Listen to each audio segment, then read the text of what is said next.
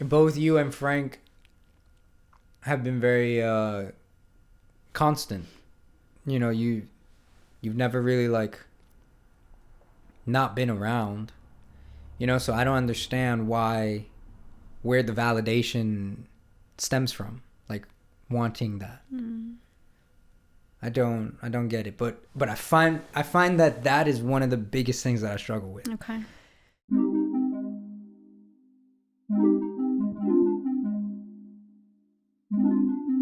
At some point I know that we all struggle with identity.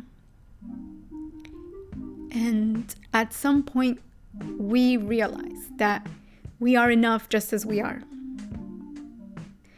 We are valuable, we are loved, and I think that that may be where it stems from. It's just having all these expectations of yourself.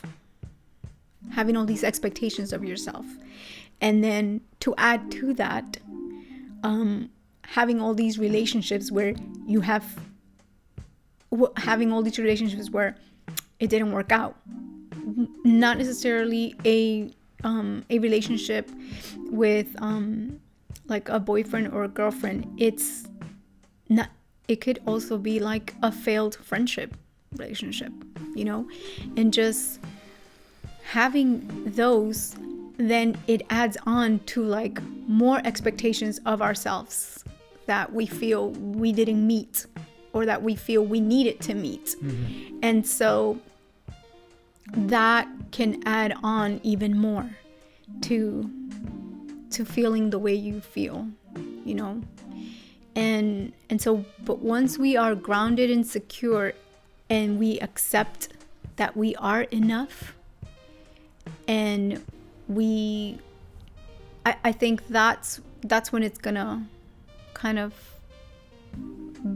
like the path is gonna be more clearer as far as being accepting of yourself, giving yourself that grace, giving yourself that understanding, and giving yourself knowing that you're not trying to reach or meet this like high expectations of yourself or that others may have placed on you, you know. And not to say that means I'm mediocre, because you're not and I'm not.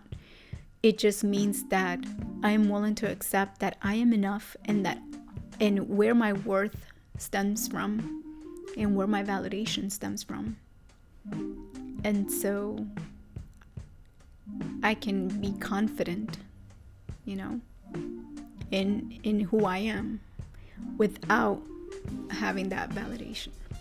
Not to say that it's not nice to have it, you know. I'll share just not too long ago, I had applied for lots of jobs, for not a lot of jobs, but like for a few different opportunities at work. And when I didn't get selected, or when I got the interview but didn't get selected, it's for like a brief moment, it made me kind of like doubt myself, doubt my worth, doubt who I am. Mm-hmm. And then I had to remember and realize who I belong to, and that his ways are greater than mine, and what he's got in store for me is greater than what I want to have in store for me, or what I can imagine to think for myself. And so having that reminder to just be at peace with what happened, to be at peace with the decisions that were made, even if I thought it didn't work out in my favor, he knows why, and he did work it out for my favor. You know, I'm where I need to be, and just accepting that. Mm-hmm. There will be times, even as grounded as you think you are, or as once you know where your identity stems from and where your validation is, as even though you may be have identified that, there will still be times, there will still be circumstances that will test us, that will push us, that will make us feel some type of way where we start to feel some doubt, where we start to second guess ourselves. But that's where you've got to step in, and you've got to reconnect with God, and just kind of like you're starting to detour, and you need to like correct and get back on track and realize, wait a minute, I don't get my validation from that. Yeah. I don't get my validation from someone else being chosen over me, because what he has planned for me is even greater. What he has planned for me is even better. And so I just need to trust. Sometimes I don't even like using those words though, because I feel like that's, and I find myself there sometimes. Like the reason why I can't cut people off, or the reason why I can't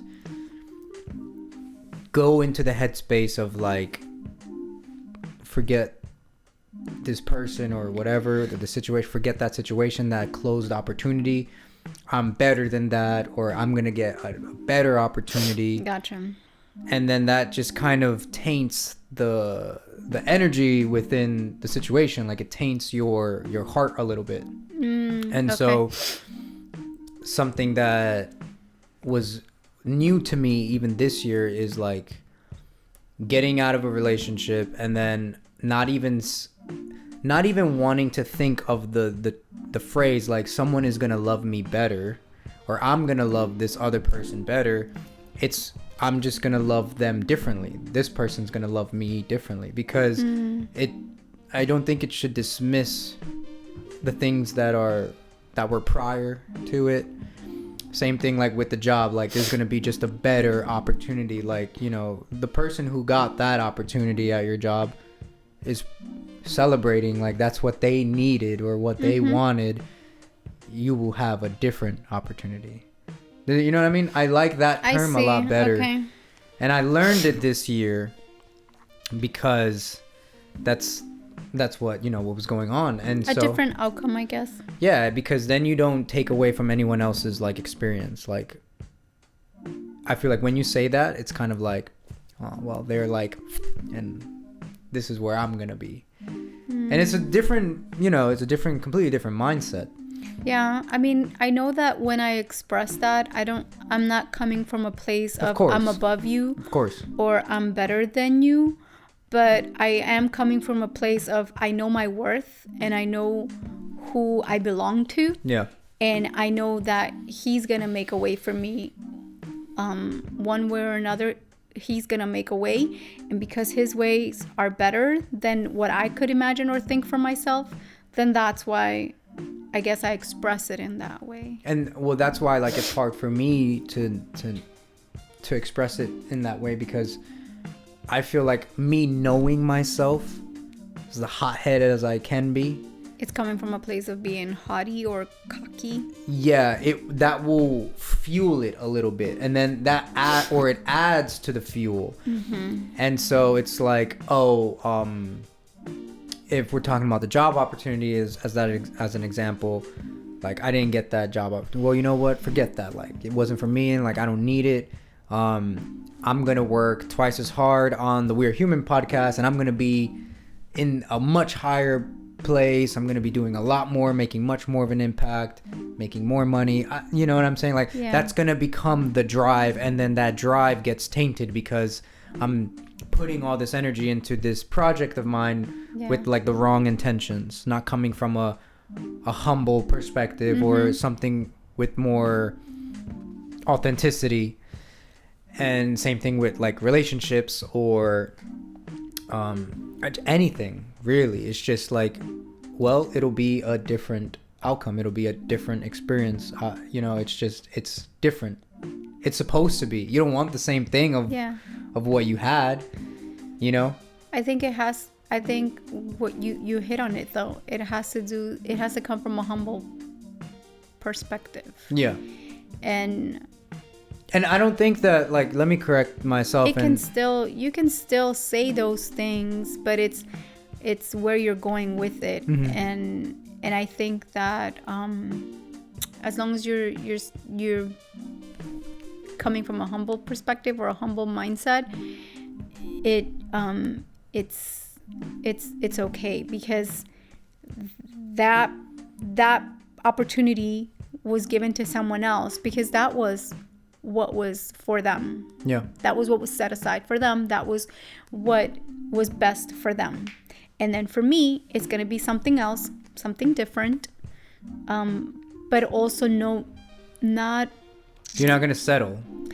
Not necessarily settle, but not feeling defeated, or not feeling like I was looked over, or I was not given preference, or do you know what I mean? Like, not associating it with something was wrong with me and that's why they didn't choose me. Is what I'm trying to get at. And I think that we tend to identify as, when we don't get something, or when we get turned down, or when things don't go the way we wanted them to, we then tend to internalize that as something's wrong with me. Yeah. And instead, what we should try to do is say, this wasn't for me. It's not the time yet. Yeah. Or it's not my time yet. This wasn't for me. There's something better, or something different for me, and not try to attach it as, I did something wrong, I messed up, this is why it didn't. Do you know what I mean? Yeah. And part of that comes from being grounded, being confident, being knowing where your identity lies. My identity does not lie in a relationship that didn't work out. My identity does not lie in a job that didn't get given to me. My identity does not lie in a friendship that went sour. My identity lies in Christ. And so I think being secure and grounded in that is going to help me navigate those times of uncertainty, those circumstances where things don't work out the way I thought they would, or the way I would have wanted them to. Yeah. And it also allows for that giving yourself grace, because you don't then right away go to blaming yourself or looking for someone to blame, but instead you give yourself that grace, because that's a characteristic of God, is giving grace. Grace abounds in you, peace abounds in you. And it's like, it's something else that you mentioned earlier, where you said, like, you're trying to find that peace, but you can't have that peace. That peace is in you, but it's about activating that peace that's in you. All the characteristics of God are in you, but it's about activating them, right? It's about activating them. And when we try really hard to do something, it's our works that are trying to do when we're trying to be perfect, right? When we're trying to do what's right, when we're living by a set of rules, because we think that that's how we're gonna get to be the person that God wants us to be, we're gonna fail, because we are not allowing the characteristics of God to manifest themselves on their own. And that's what we it's a struggle. I'm not gonna lie, it's a struggle. I have it, I'm sure others have it. I think everybody has it. Yeah, and that's why we're not perfect. That's why we're not perfect, and that's why we fail all the time. And if I have expectations of your dad or of you to fulfill me, if I have expectations of my children to fulfill me as a mom, or expectations of Frank to fulfill me as a wife, Frank's gonna mess up and fail me every day, and so are my children.